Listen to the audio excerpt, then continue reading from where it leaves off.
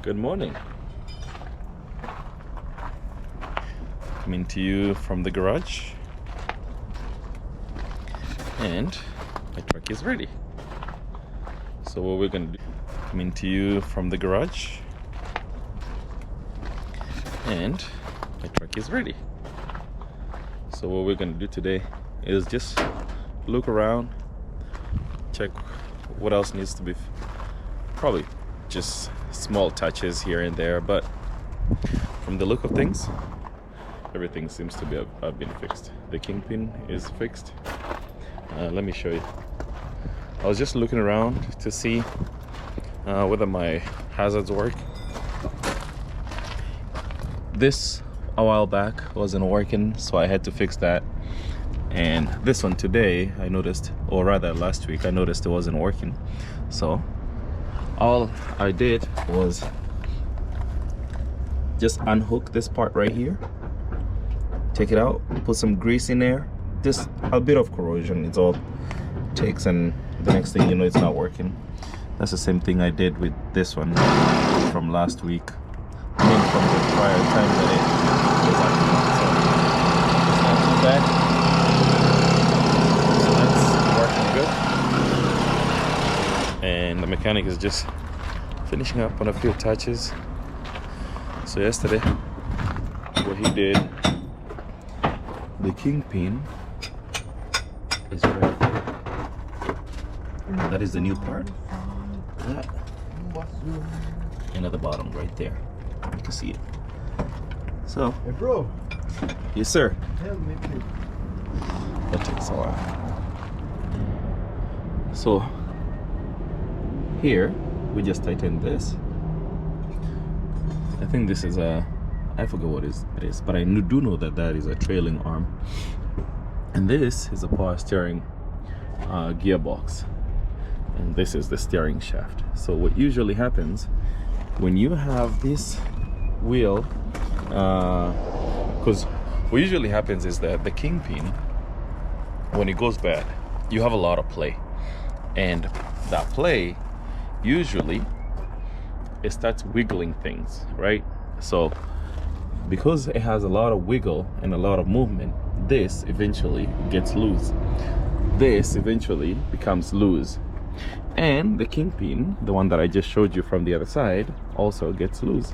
So this was tightened maybe about a week ago, but today we just retightened it because we know for sure that the kingpin is pretty good, and this can be right there. So I think it should be good. We're just going to tighten the air compressor while we see if that oil right there is going to stop leaking. And if it doesn't stop leaking, then over the weekend we could probably replace some gaskets, and that should be helpful.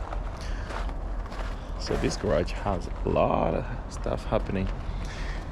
I'm trying to get one of those, you see that really long tank right there? That is really, really useful, because when you find a place that has cheap fuel, that guy is probably gonna fuel more, and he's gonna go very, very far.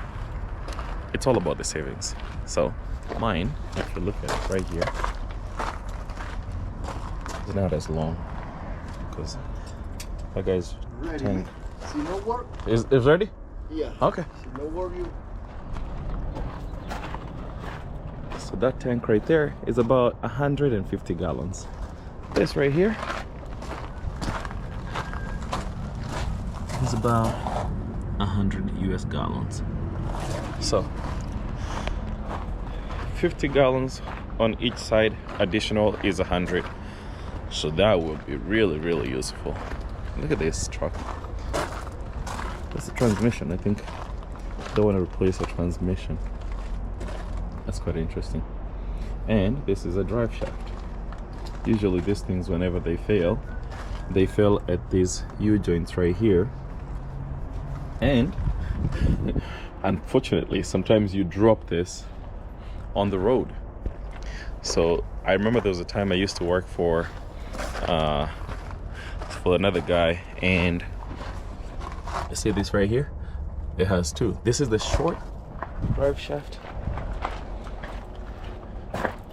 and this right here is the long drive shaft. The short drive shaft right there, they are notorious for falling on the road. So if it does fall on the road and you're so unlucky to be behind the truck, it's really dangerous. So always watch out. Good.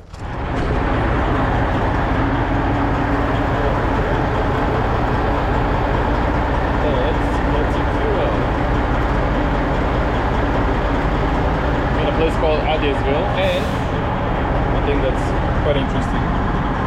The pricing here is really affordable. So just gonna walk, go get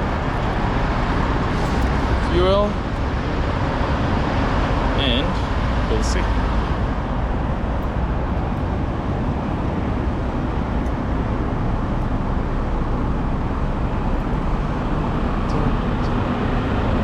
One of the courteous things that the truckers do is once they get fuel, they move to this line.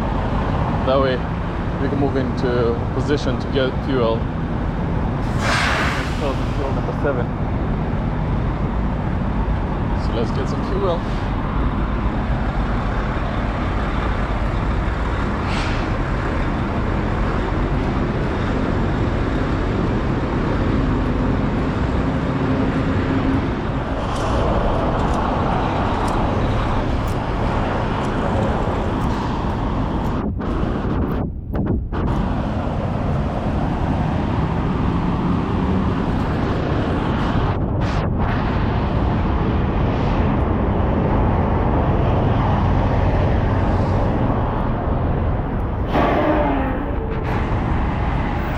This truck is right here, these trailers, I think they haul waste.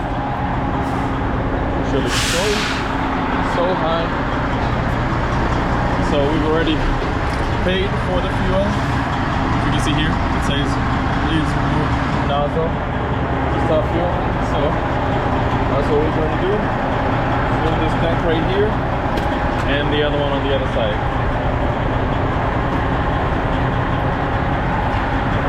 Shouldn't take us long, probably about 100 and something gallons. 55 gallons so far. That's going.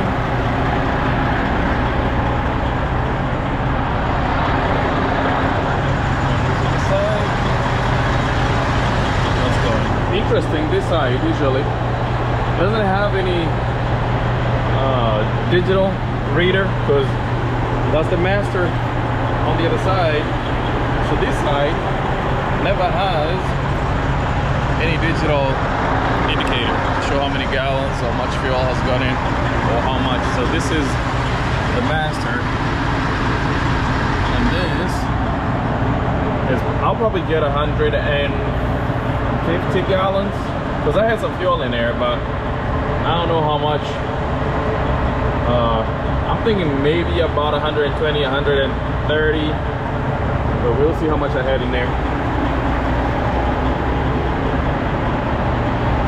Usually, this is like the cheapest place that I stop at on my way up to Virginia and Pennsylvania. So this is about, Adairsville. So Adairsville is about maybe 30 to 40 miles from Atlanta, and from here it's going to be, the next stop is going to be in Virginia, about Mount Jackson. So we'll see how many gallons I get.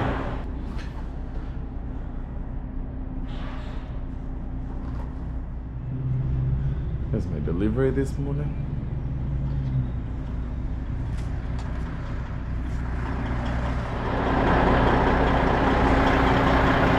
We got our second pickup in Reedsburg, Pennsylvania.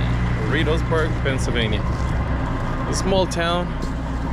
I'll probably want to bet this is probably like 10,000 to 20,000 people in this little town. It has that little town kind of vibe, and I'm thinking this is probably like, the town is like, see those mountains right there? This is the town. And I'm thinking maybe down that way there's probably a couple more houses, settlements, but this is the city or the town of Riddlesburg.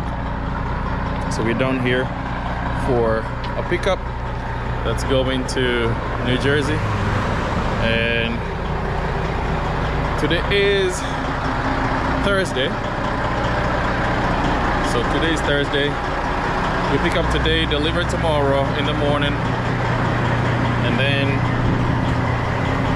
once that's done, it's Friday, picking up from New Jersey, heading to Georgia. That's the plan. But it's a bit chilly today. It may seem sunny, but it's really, really chilly. Small town Riddlesburg. I've never been here before. I think I'm hauling some totes. Totes are something like that over there. Right there. Those are totes. And they put fluid or liquid. And hopefully they are full, because if they're not full, they tend to, you know, the liquid has the momentum conservation, so whenever you stop, the liquid kind of tends to push up on you. So I'm hoping that the totes are full or pretty close to full, because then that does help with me driving. So we'll see. New Jersey from here, it's about 2 hours, I think. Actually, no, not 2 hours. 200 miles. So that's about 4 hours. And given that coming out of here is a lot of, it's a bit hilly, I'm thinking it's probably gonna take me just a little bit more, because you just want to be ginger, be careful with the hills. You don't want to blow nothing. You don't want to blow nothing on your truck. You don't want to blow a tire. You don't want to do nothing. So we'll see how this goes, but just be gentle with the truck, and hopefully we make it to New Jersey in one piece. See you in New Jersey, or sooner. So here are the totes, and usually this is pretty full. This is good level. Others, sometimes you get them and they're filled all the way, maybe halfway. So that's usually a challenge when you're driving, but this is pretty good. And then this staggered pattern where you have 2 1 2 1 2 1, that is the best way to ensure that the load is stable and it has no issues. But then you also have all these other space from here all the way to the end that has nothing. So not complaining, majority of the weight is up front, but that is usually much heavier when it's up front rather than when it's out back. But we'll make do. All right, see you.